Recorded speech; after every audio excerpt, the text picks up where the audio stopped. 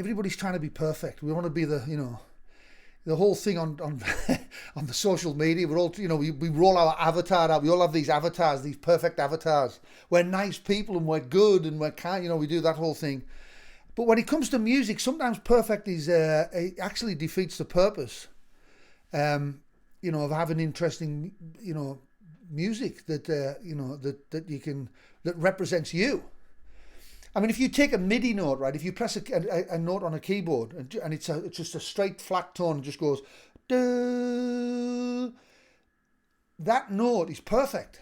It's absolutely perfect, but it also has no character whatsoever. It's got no character whatsoever. It's just this bland fucking thing that just goes, and there's nothing to it. And oftentimes that I see people even taking photographs or the filters they're putting on their faces. They try to make these perfect faces with no fucking character. There's no, like, every time you take out the flaws, you unconsciously take out all your character. And this is no more prevalent than in music. Music is, I see people, you might go into a room with your band, right? You sit with your band and you go 1, 2, 3, 4, and you go down, down, down, down, down, down, down, down, and then you go back into the control room. You start like, oh, we'll fix that. Well, take the second verse is better than the first one. Move that to the first one. Tighten the drums up a bit. Put the drums on a click. Do the blah blah, and before you know it, you've just got this perfect thing that doesn't actually sound like you. So you haven't got a recording of you. You've made no attempts to hear who you are at all, or maybe you just don't like the way you sound. And maybe maybe that's something. People who don't like the way they look, they put their filters on their faces because they don't like the way they look. Like maybe that speaks more for your character than anything else. Even like trying to get a guitar sound, like rather than I want a guitar sound like Brian May from Queen, or you don't sound like Brian May from Queen.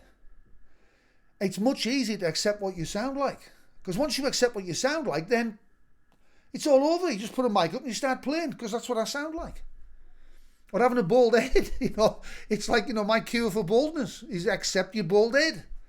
Like now I don't have to go and get have shots in my head or put like fucking hair transplants or steroid cream or wear a hat 24/7 even when it's hot.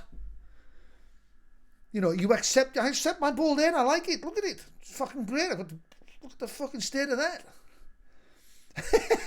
Right?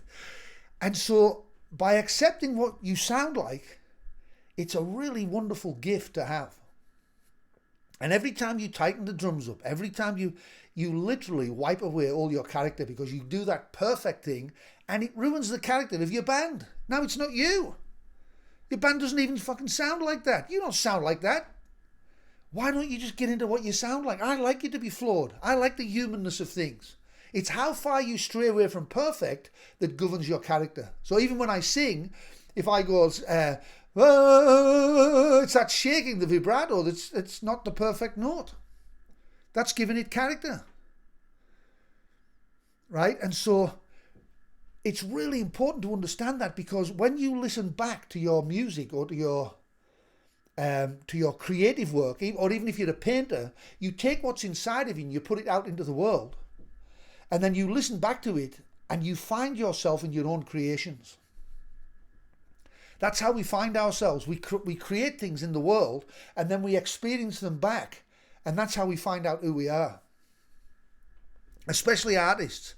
And artists can only find themselves in their own creation. So how are you going to find yourself if you've taken the very essence and character and all what you might consider to be a flaw, but is actually character, and you turn it around and you fix everything so it just sounds like a drum box? You destroy the entire character of your work, and now you can't find yourself.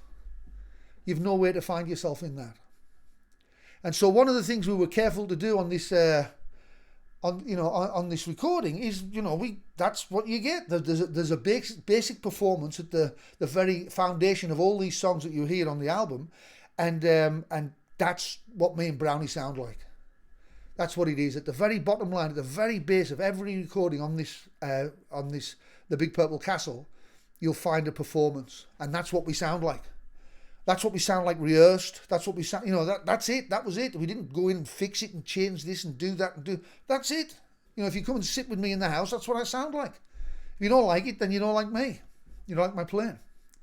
But that's what I sound like, for better or for worse, in sickness and in health.